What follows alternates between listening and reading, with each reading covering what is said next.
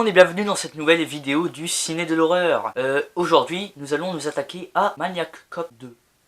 Étant donné que j'ai fait le 1 lors de la dernière vidéo. Maniac Cop 2, c'est un film américain réalisé par William Lustig, sorti en 1990. Dans ce film, on a le droit dans les rôles principaux Robert Davi, que vous aurez pu voir dans Les Goonies, Claudia Christian, Michael Lerner, on a pu voir dans le film Les Nuits Rouges à Harlem. On a également Bruce Campbell, notre héros du premier film, qui meurt au tout début de celui-ci. Nom de Dieu, de putain de bordel de merde, de saloperie, de connard, d'enculé de ta mère. Ah là là là là, en fait il sert à rien du coup. Lauren Landon, qui revient après le premier film également, et Robert Starr.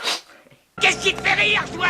Et on a le droit à deux invités de marque. Nous avons Sam Raimi qui fait un petit caméo. Pour ceux qui ne le savent pas, Sam Raimi c'est le réalisateur de la trilogie Evil Dead et de la trilogie Spider-Man. Trilogie Spider-Man qui est la saga de mon enfance après Harry Potter.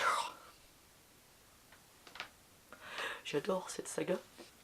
Et nous avons Danny Trejo ou Machete. Mais qu'est-ce que tu fous là? L'histoire. L'officier Matt Cordell n'est pas mort. Cette fois, il veut se venger des criminels qui l'ont assassiné en prison de New York. Wow. Encore un scénario bien profond.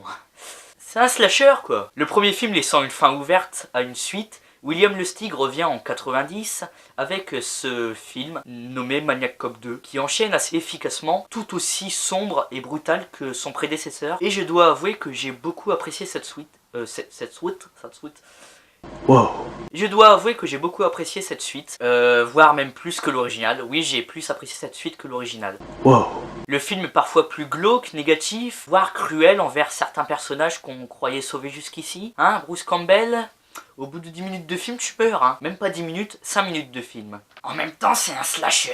Un point à mettre en avant pour ce genre de cinéma. L'image est très proche du film de 88, et on a vraiment cette impression de continuité. D'autant plus que l'intro est le résumé de la fin du premier film. En plus, on retrouve Robert Starr dans son rôle titre au visage davantage zombifié, ainsi que Bruce Campbell et Lauren Landon. L'intrigue amènera un nouvel élément dans la saga, le détective McKinney, solidement interprété par Robert Davi, un personnage intéressant qui contraste avec celui de Tom Atkins dans le premier volet, car il est plus mystérieux et correspond à cette traque face à Cordell, à qui il ressemble par certains aspects. Pour en revenir à Cordell, s'il poursuit sa mission initiale, il se voit aussi attribuer quelques développements, comme le fait de pouvoir s'exprimer, de coopérer avec d'autres personnages, et paraît moins hostile, bien que son évolution soit plus terrible encore et assez étrange.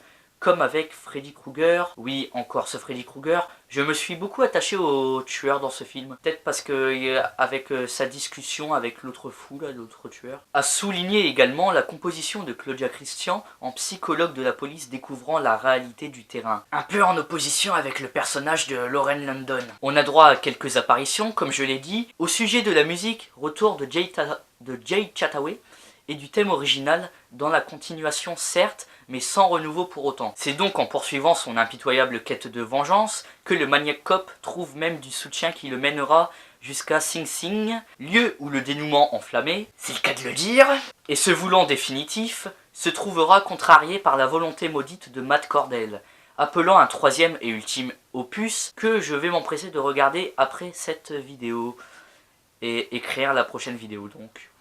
Comme toute bonne suite qui se respecte, le budget de ce deuxième épisode a clairement été revu à la hausse globalement. Le métrage reste dans la continuité du premier film, avec plus de moyens et donc forcément un poil plus spectaculaire. Maniac Cop 2 est une très bonne suite et devrait en toute logique convaincre les fans du premier opus et les fans de slasher des années 80-90. En conclusion, Maniac Cop 2, c'est une suite de qualité qui parvient à se maintenir dans la série B, tout comme le premier film. Sauf que ici, je le trouve plus percutant que le premier Maniac Cop. Il est plutôt réussi au final. C'est une excellente suite que j'ai beaucoup plus appréciée que le premier. Je lui donne la note objective de 8 sur 10. Et ma note personnelle, et bah, c'est également un 8 sur 10. D'ailleurs, lors de la dernière vidéo sur Maniac Cop 1, j'ai oublié de donner ma note personnelle, et ma note personnelle c'est 7 sur 10. Voilà. Donc voilà. En conclusion, Maniac Cop 2, oui, c'est une suite que j'ai beaucoup aimée. Et nous allons voir qu'est-ce que ça va être ce Maniac Cop 3. Sur ce, je vous dis, n'hésitez pas à me proposer des films à critiquer dans les commentaires. N'hésitez pas à me dire ce que vous avez pensé du film si vous l'avez vu. Si ce n'est pas le cas, bah regardez le film.